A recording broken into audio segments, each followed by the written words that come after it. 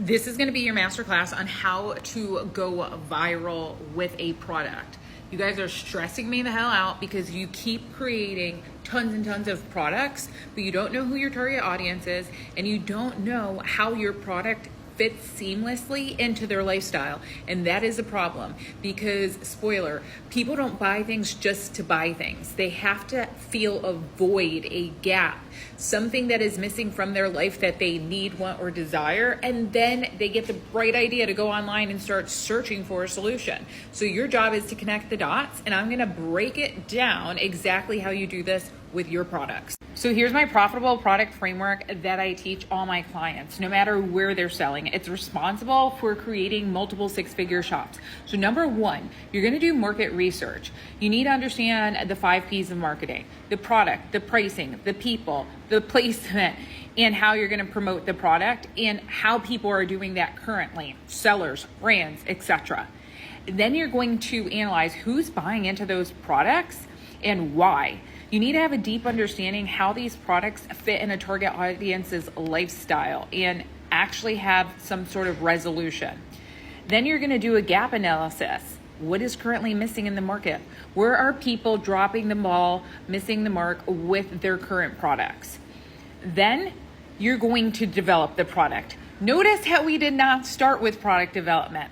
You need to do your research first, and this is why a lot of sellers don't get the amount of sales that they hoped for. You need to give them what they want, need, and desire out of that product. And guess what? All this research tells you exactly that. Then you're going to inject sales psychology when you market the product. You need to connect the product back to the customer's wants, needs, and desires in your marketing.